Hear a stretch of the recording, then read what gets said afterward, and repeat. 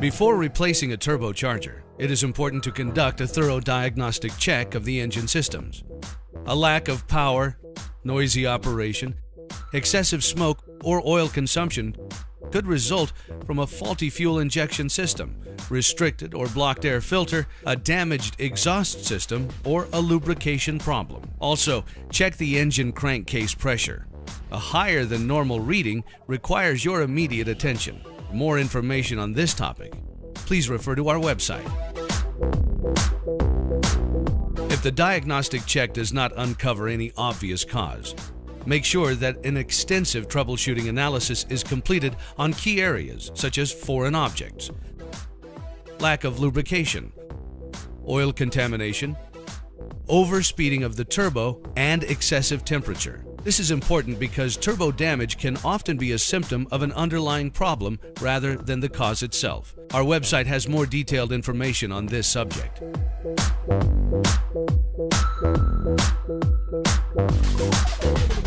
Next, check the part number to ensure that it is the right one for the engine.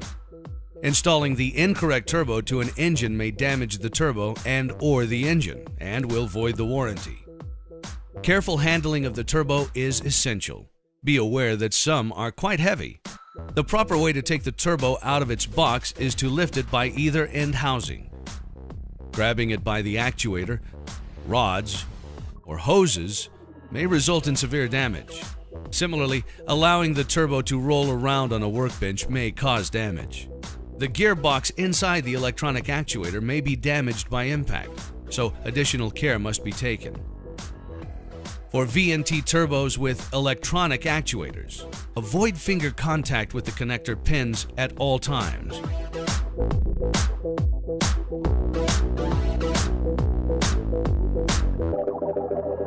It is also recommended that you use new air, oil, and fuel filters and clean engine oil according to the engine or vehicle manufacturer's specification as part of the turbo replacement installation. When installing the new oil filter, if possible, fill it with clean, fresh engine oil.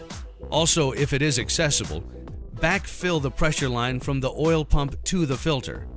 This is particularly important for high-mileage engines where the oil pressure line may empty during oil changes.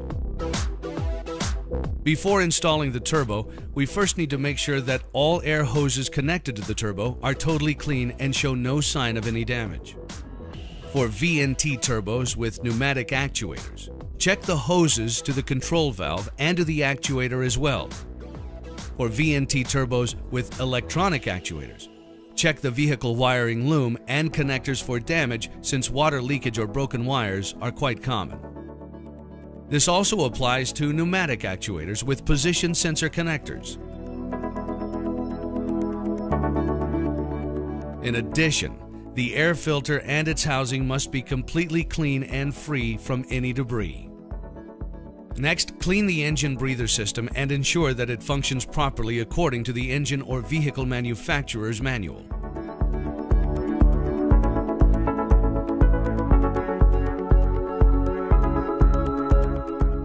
For any turbo installation, the following rules must be strictly followed.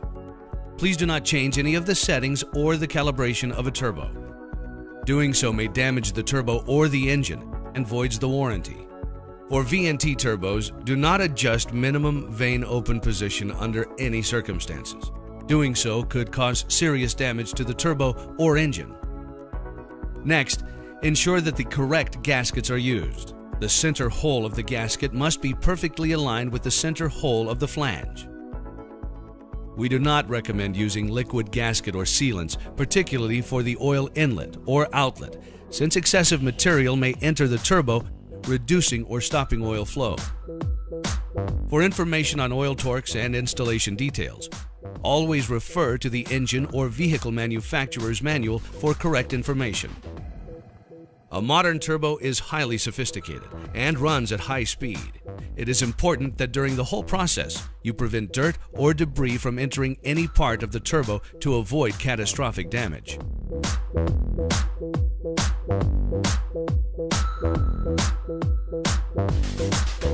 To start turbo installation, we start by removing the old gasket material from the exhaust manifold and pipe. The surfaces of the flange must be clean and have no damage. Then, remove all plastic or foam blanking plugs from the turbo. Now you can position the turbo onto the manifold or the engine block using the correct new gasket or O-ring. And then, reconnect the exhaust pipe. Tighten all nuts and bolts to the correct torque. Pay special attention to the oil feed and drain lines, which must be totally clean and have no damage to ensure unrestricted oil flow. Make sure that no flexible hose liners have collapsed internally and that the oil feed line is not too close to any source of heat, which may have damaged the oil feed line internally. This is common on some vehicles and difficult to detect without cutting the pipe. We recommend fitting a new oil inlet pipe when installing the new turbo.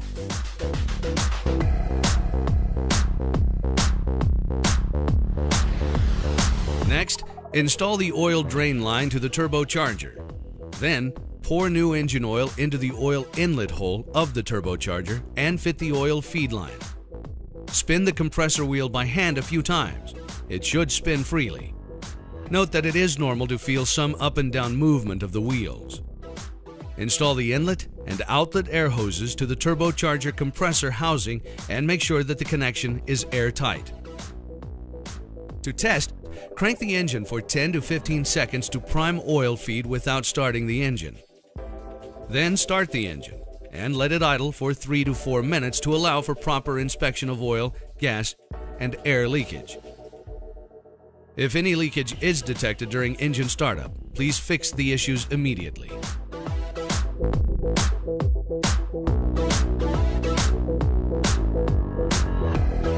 For VNT turbos, please ensure that the actuator operates correctly after startup. During vehicle key on and startup, it is normal for VNT turbos to show movement in the actuator, vane arm, and vane mechanism. And it is also normal to hear a high-pitched noise from electric actuators. If no movement is detected, please investigate the cause on the vehicle, as the actuator operations have been set and tested before it left our factory. Important note: the gears in our electronic actuators are self-blocking. This means that it is not possible to move the actuator operating arm or the connecting rod manually. Attempting to move these parts with a tool or by hand may break the gears and make the turbo unusable. Damage of this sort is not covered by our warranty. Next, stop the engine and recheck the engine oil level. It is important to make sure that the oil level is between the minimum and maximum levels allowed. After your mechanic has properly installed your Garrett turbo by following the correct steps, you can expect to enjoy the performance and reliability of your OE quality turbo for many years to come, while truly feeling the Garrett difference. To learn more about Garrett turbochargers, please visit our official website.